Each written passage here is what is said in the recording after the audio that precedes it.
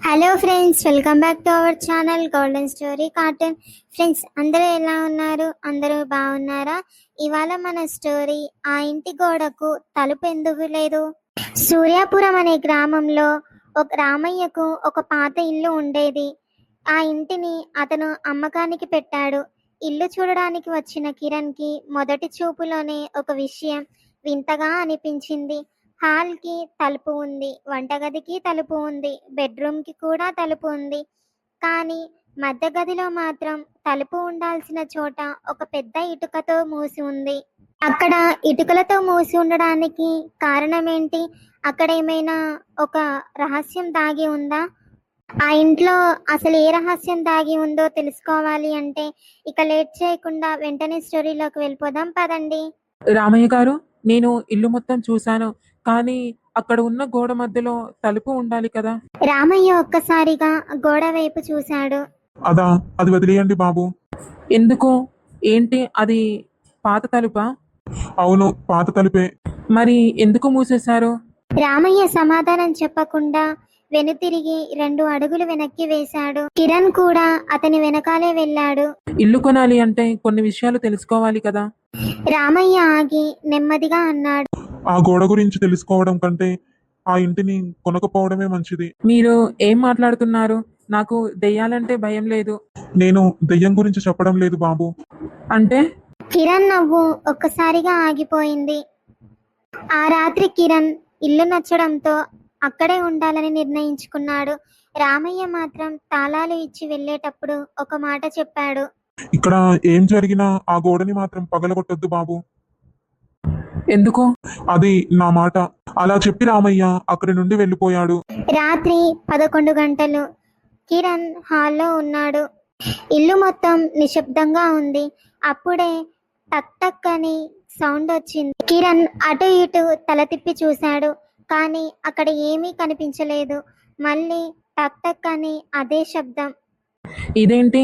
ఆ శబ్దం ఆ మూసివేసిన గోడ వైపు నుండి వస్తుంది. కిరణ్ ఆ గోడ దగ్గరగా వెళ్ళాడు. చెవి పెట్టి విన్నాడు. మళ్ళీ అదే టక్ టక్ అని శబ్దం. కిరణ్ గుండె వేగంగా కొట్టుకుంది. ఎవరున్నారు అక్కడ? కొన్ని నిమిషాలు నిశ్శబ్దం. అప్పుడు గోడ అవతల నుండి చిన్న పిల్లవాడి గొంతు. అన్నయ్య! ఆ మాటకి కిరణ్ ఒక్క అడుగు వెనక్కి వేశాడు. అన్నయ్య, నన్ను బయటికి తీస్తావా? ఆ మాటకి కిరణ్ షాక్ అయ్యి వెంటనే తలుపు తెరిచి బయటికి పరిగెత్తి పక్కింటి వ్యక్తి శంకర్ ఇంటికి వెళ్ళి తలుపు కొట్టాడు. ఎవరబ్బా ఈ రాత్రి? శంకర్ అన్న, ఆ ఇంట్లో ఇంకెవరైనా ఉన్నారా? ఎవరుంటారు? రామయ్య ఒక్కడే ఉండేవాడు. మరి పిల్లాడి గొంతు వినిపించింది. శంకర్ ముఖం ఒక్కసారిగా మారిపోయింది. ఏం విన్నావు నువ్వు? గోడావతల నుండి నన్ను బయటికి తీస్తావా అన్నాడు. శంకర్ కాసేపు మౌనంగా ఉన్నాడు. ఏమైందన్నా, ఎందుకు మౌనంగా ఉన్నావు? అప్పుడు శంకర్ నెమ్మదిగా, ఆ ఇంట్లో 20 సంవత్సరాలుగా ఎవరూ ఆ మాట వినలేదు. మరుసటి రోజు ఉదయం కిరణ్ నేరుగా రామయ్యని పిలిపించాడు. నిన్న రాత్రి ఆ గోడ వెనుక నుంచి పిల్లవాడి గొంతు వినిపించింది. రామయ్య చేతులు ఒక్కసారిగా వణికాయి. నువ్వు ఆ గొంతు విన్నావా? అవును, నేను విన్నాను. నిజమేంటో చెప్పండి. చెప్తాను బాబు. 20 సంవత్సరాల క్రితం నా కొడుకు ఆదిత్య కనిపించకుండా పోయాడు. ఆ మాటకి కిరణ్ షాక్ అయ్యాడు. ఏం మాట్లాడుతున్నారు మీరు? మీ కొడుకా? అవును, అతని వయసు అప్పటికి 8 సంవత్సరాలుంటాయి. ఎలా కనిపించకుండా పోయాడు? రామయ్య కళ్ళల్లో కన్నీళ్లు. ఒక రాత్రి మా ఇంట్లో అందరం నిద్రపోయాం. ఉదయం లేచేసరికి ఆదిత్య కనిపించలేదు. మరి కనిపించకపోతే పోలీసులకు చెప్పలేదా మీరు? చెప్పాం బాబు. ఊరంతా వెతికాం. బావులు, చెరువులు, పొలాలు, ఎక్కడా కనిపించలేదు. మరి ఈ గోడ? రామయ్య నిశ్శబ్దంగా ఉన్నాడు. ఆదిత్య కనిపించకుండా పోయిన వారం రోజుల తర్వాత ఆ గోడను నేను స్వయంగా కట్టించాను. అవునా? ఎందుకు కట్టించారు? రామయ్య సమాధానం చెప్పలేదు. రామయ్య గారు, మీరు ఇప్పటికైనా నిజం చెప్పండి. ఆ గోడ కట్టడానికి ముందు అక్కడ ఒక తలుపు ఉండేది. తర్వాత ఏం జరిగింది? ఆ తలుపు మా ఇంటి వెనుక ఉన్న పాత గోదాంలోకి వెళ్ళేది. మరిప్పుడు? గోదాం లేదు బాబు. ఆ స్థలంలో ఇప్పుడు పెద్ద ఇల్లు ఉంది. కిరణ్ ఒక్కసారిగా ఆశ్చర్యంతో ఆలోచనలో పడ్డాడు. అంటే మరి ఆదిత్య ఆ తలుపు ద్వారా బయటికి వెళ్ళి ఉండొచ్చా? రామయ్య కళ్ళల్లో భయం కనిపించింది. అదే బాబు, నేను 20 ఏళ్లుగా భయపడుతున్న విషయం. కిరణ్ మళ్ళీ ఆ గోడను పరిశీలించాడు. ఇటుకల మధ్య కొన్ని చోట్ల కొత్తగా వేసిన సిమెంట్ కనిపించింది. అతను ఒక చిన్న ఇనుపరాడ్ తీసుకొని గోడను కొట్టాడు. టక్ టక్ మని శబ్దం. ఒక చోట శబ్దం వేరుగా వచ్చింది. ఇక్కడ ఖాళీగా ఉన్నట్టుంది. రామయ్య వెంటనే అతని చేతిని పట్టుకున్నాడు. వద్దు బాబు, మీరు ఎందుకు వద్దంటున్నారు? ఆ గోడ తెరిస్తే నేను ఇన్నేళ్లు దాచిన నిజం బయటకి వస్తుంది. నిజం తెలుసుకోవాలనే కదా. గోడ పగిలిపోయింది. కిరణ్, శంకర్ ఇద్దరూ కలిసి ఇటుకలు తొలగించడం మొదలు పెట్టారు. ఒక్కొక్క ఇటుక బయటికి వచ్చింది.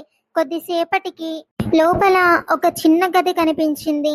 గదిలో ఒక పాత మంచం, ఒక ఇనుప పెట్టె, అక్కడే ఒక పిల్లాడి స్కూల్ బ్యాగ్ కనిపించింది. దాన్ని చూసిన కిరణ్ ఒక్కసారిగా షాక్ అయ్యాడు. ఇది మీ కొడుకుదా? కిరణ్ మాటలకు రామయ్య కన్నీళ్లు పెట్టుకున్నాడు. అవును బాబు, ఇది నా కొడుకుదే. ఆ పాత పెట్టెను తీసుకువచ్చి కిరణ్ దాన్ని తెరిచాడు.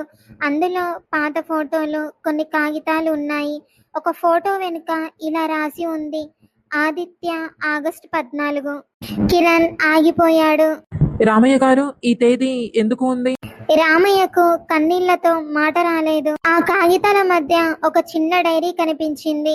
దాన్ని కిరణ్ చదివాడు. మొదటి పేజీలో రామయ్య చేతి రాత: నా కొడుకుని నేను చంపలేదు. కిరణ్ గుండెల్లో ఒక్కసారిగా భయం. ఏంటిది రామయ్య గారు? కిరణ్ అలానే కొన్ని పేజీలు తిప్పాడు. ఒక చోట ఇలా ఉంది: ఆ రాత్రి ఇంట్లో నేను ఒక్కడినే లేను. కిరణ్ రామయ్య వైపు చూశాడు. మరి ఆ రాత్రి ఇంకెవరున్నారు మీతో? రామయ్య నోరు తెరిచాడు కానీ మాట రాలేదు. అప్పుడే ఆ గది లోపల నుంచి మళ్ళీ శబ్దం టక్ టక్ అని వినిపించింది. ఇద్దరు ఒక్కసారిగా వెనక్కి చూశారు. కిరణ్ నెమ్మదిగా ఇలా అన్నాడు: ఇక్కడ ఇంకో గోడ ఉంది కదా. కిరణ్ దాన్ని పరిశీలించాడు. గోడ కింద నుంచి చల్లని గాలి వస్తుంది. అతను దగ్గరగా వెళ్లి ఇటుక తొలగించాడు. లోపల చిన్న సొరంగం కనిపించింది. కిరణ్ భయంతో ఇది ఇది ఎక్కడికి వెళ్తుంది? రామయ్య నెమ్మదిగా ఇది పాత గోదాముది. కిరణ్ టార్చ్ వెలిగించి లోపలికి వెళ్ళసాగాడు. కొంత దూరం వెళ్ళగానే అక్కడ ఒక చిన్న గది కనిపించింది. అక్కడ ఒక పాత చెక్క బొమ్మ, ఒక పాత పెట్టె, పక్కనే చిన్న పిల్లల చెప్పులు, వాటితో పాటు ఒక చిన్న బ్యాగ్ కనిపించింది. అక్కడ ఒక పాత రికార్డర్ కనిపించింది. కిరణ్ దాన్ని ఆన్ చేశాడు. ఒక చిన్న పిల్లవాడి గొంతు వినిపించింది. అది ఆదిత్య గొంతు. నాన్న, నేను తప్పు చేయలేదు. రామయ్య ఉన్నట్టుండి అక్కడికక్కడే కూలిపోయాడు. ఆదిత్య, రికార్డర్ లో మరో గొంతు. అది ఒక పెద్ద మనిషిది. ఆ గొంతు: మీ నాన్నకు చెప్పకూడదు. కిరణ్ వెంటనే రామయ్య వైపు చూశాడు. ఈ గొంతు ఎవరిది? రామయ్య కళ్ళల్లో భయం. ఈ గొంతు నా తమ్ముడిది.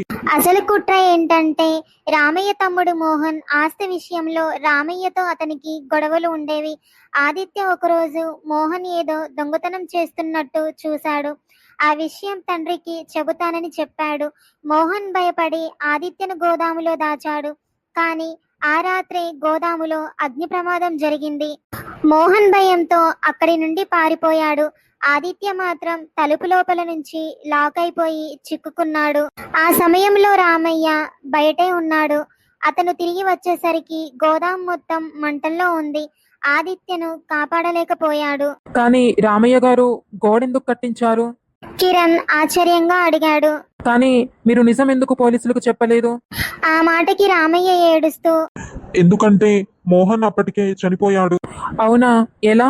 గోదాం నుంచి పారిపోతూ బావిలో పడి చనిపోయాడు. అలా రామయ్య కూడా తన కొడుకును కోల్పోయాడు, తమ్ముడిని కూడా కోల్పోయాడు. కానీ ఆదిత్య తన తండ్రిని కాపాడాలని రికార్డర్లో చెప్పిన మాట అతని దగ్గరే మిగిలిపోయింది. అందుకే ఆ గదిని గోడతో మూసేశాడు.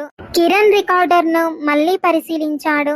అందులో చివర్లో ఒక మాట ఉంది: నాన్న, నేను ఇక్కడ ఉన్నాను, భయపడకు. ఆ మాటకి కిరణ్ ఒక్కసారిగా ఆగిపోయాడు. రామయ్య గారు, ఏమైంది బాబు? ఈ రికార్డింగ్ ప్రమాదం జరిగిన తర్వాతది. రామయ్య షాక్ అయ్యాడు. అది ఎలా సాధ్యమవుతుంది? కిరణ్ రికార్డర్ వెనుక ఉన్న తేదీ చూపించాడు. గోదాం కాలిపోయిన మరుసటి రోజు తేదీ ఇది. కొన్ని నిమిషాలు ఇద్దరూ నిశ్శబ్దంగా ఉన్నారు. అంటే ఆదిత్య అగ్ని ప్రమాదం తర్వాత కూడా బ్రతికే ఉన్నాడు. ఈ విషయం మనం వెంటనే పోలీసులకు సమాచారం ఇవ్వాలి. అలాగే బాబు, తప్పకుండా. అలా కిరణ్ వెంటనే పోలీసులకు సమాచారం ఇచ్చారు. వాళ్ళు పాత రికార్డులు పరిశీలించారు. ఆ సమయంలో గోదాం దగ్గర నుంచి ఒక చిన్న పిల్లవాడిని ఒక ప్రయాణికుడు రోడ్డుపై చూసినట్టు పాత ఫిర్యాదులో దొరికింది. ఆ ప్రయాణికుడు పిల్లవాడిని అనాథాశ్రమంలో చేర్పించాడు. ఆదిత్య పేరు మార్చబడింది. 20 సంవత్సరాలుగా అతను వేరే పేరుతో జీవిస్తున్నాడు. కిరణ్ అతన్ని వెతికి పట్టుకున్నాడు. అతని పేరు ఇప్పుడు ఆదిత్య కాదు, ఆది. నువ్వు నిజంగా నా కొడుకువేనా? ఆ వ్యక్తి కొంతసేపు అలానే చూస్తాడు. నాన్న, రామయ్య అతన్ని కౌగిలించుకుంటాడు.